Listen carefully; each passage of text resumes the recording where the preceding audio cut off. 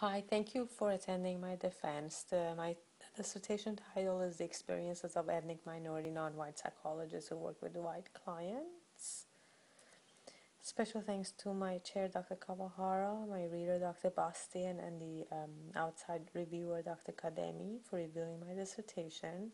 What got me interested in the topic is my personal experiences and background. I'm Iranian, and I grew up living in various different countries. And I lived in Denmark till I was 16, and then we moved to Toronto, Canada, very multicultural city.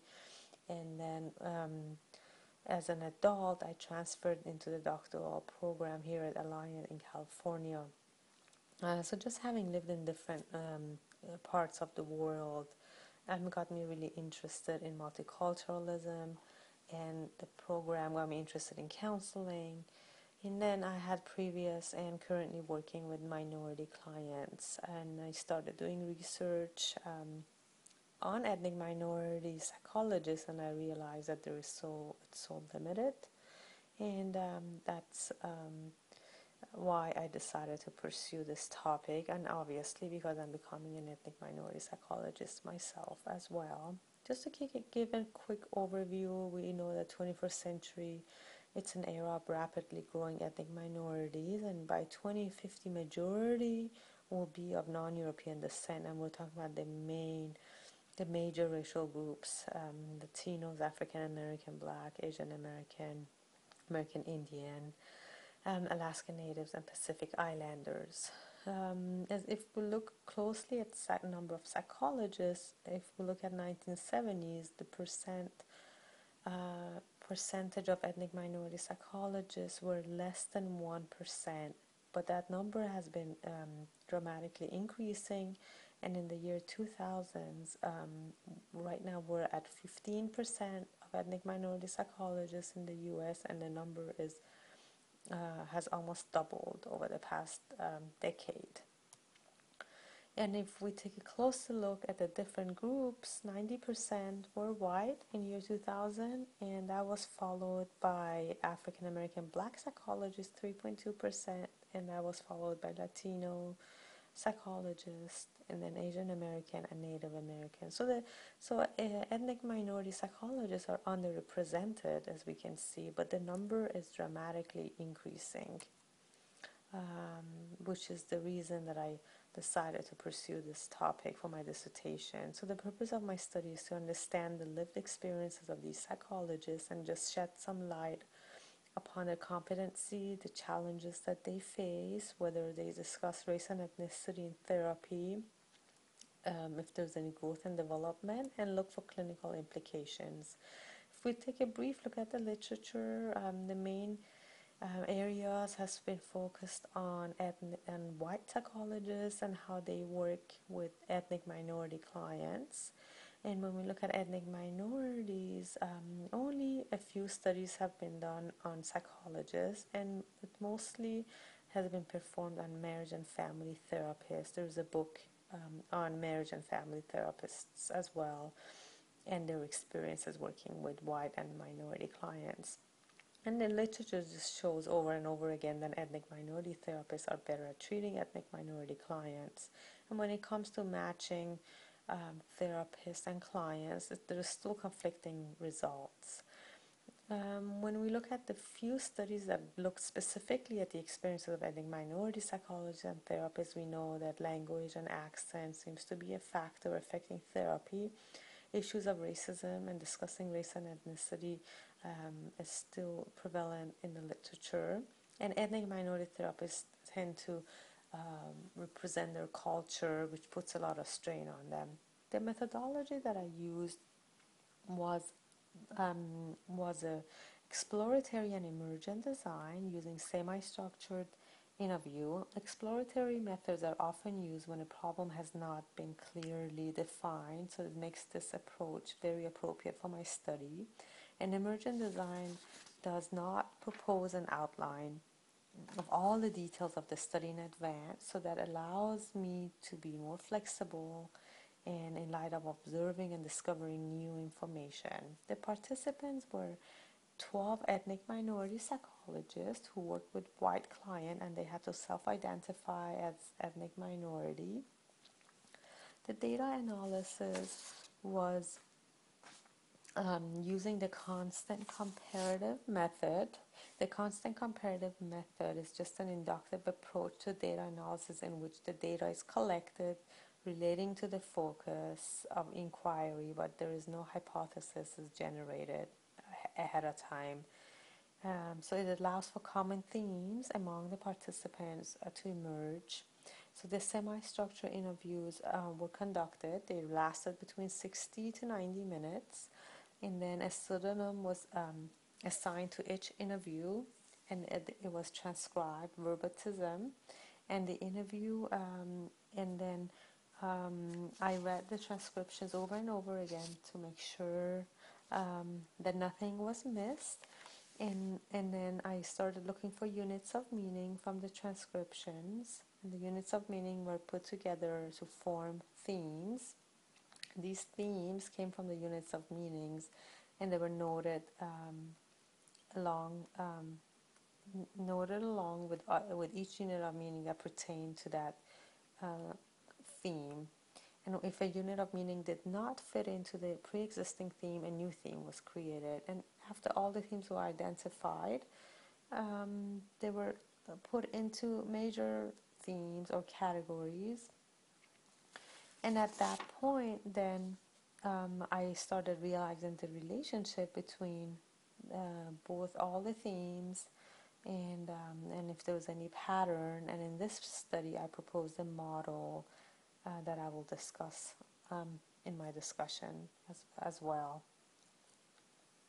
There was provisions of trustworthiness. I kept an auto trail that included all the interview guide. It included printed transcriptions, quotations from the transcription that support the themes, all the recorded interview tapes, field notes that contained my observations and documentations of the data analysis. I also kept the research journal that included information about my thoughts and observations and questions that came up throughout the process.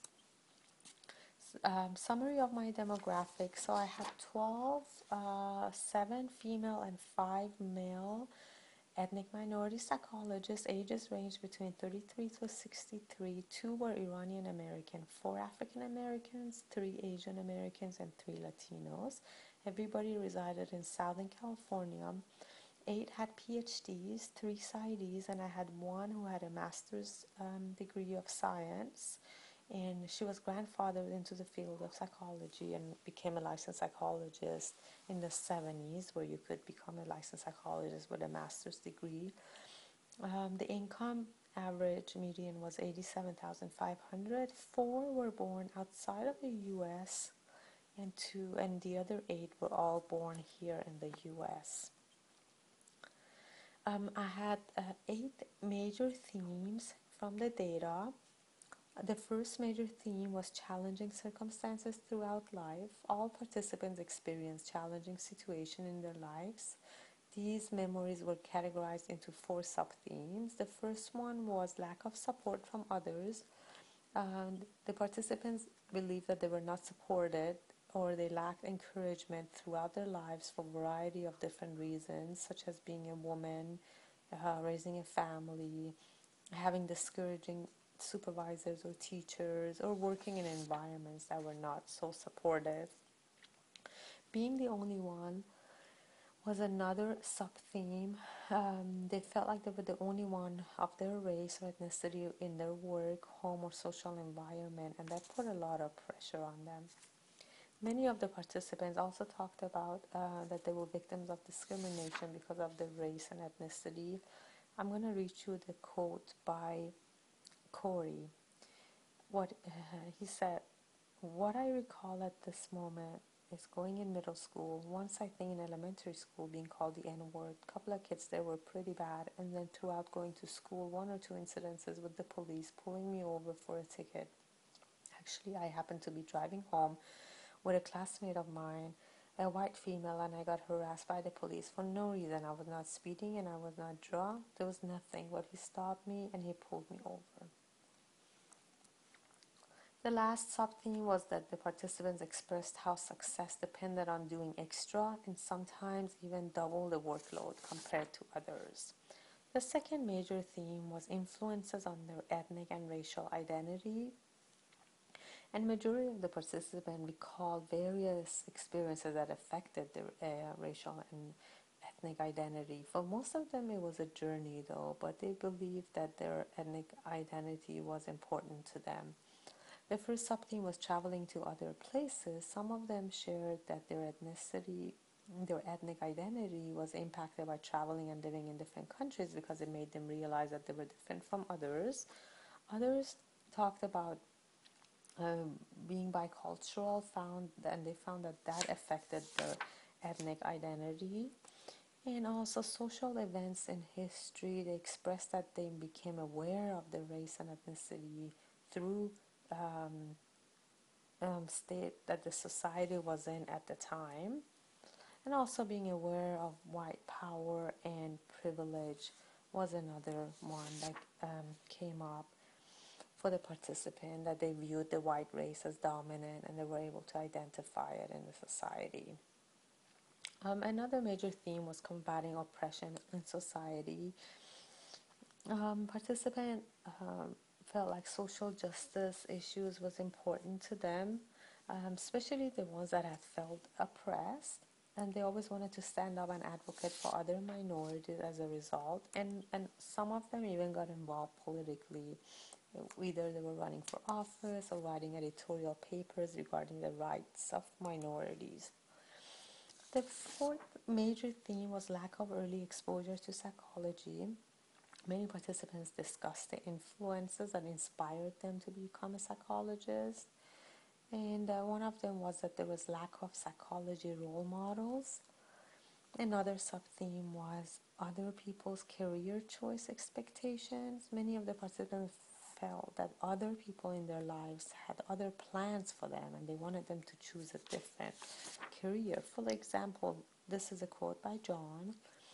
My parents were from working class backgrounds, and their guidance, I mean, it was pretty much hands off. The expectation was to pursue higher education, of course, and advance.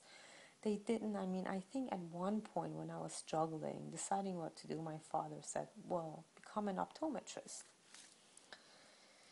And also, psychology not chosen first. Although most of the participants knew from an early age they wanted to work with people and help others, initially they all had a different major in college, and psychology was not their first choice. Theme 5 was the experiences and values of becoming a psychologist, and they expressed that they were passionate about making a difference. They all expressed the desire to making a difference, love for helping others, and the fulfillment that they felt from their work with their clients. The second sub-theme was positive attitude about self and others, and many of the psychologists felt like having a positive attitude helped them, was one of their experiences as they were becoming a psychologist. Getting different experience, many of the psychologists had a variety of different experiences and had lived and worked in many different places. I'm going to read you a quote by Esther. She said, I'm in this role. It was a very good role as a chief psychologist. I did the 1 year in corrections. All of a sudden, I'm head of the department. So that turned out to be a good experience for 3 years.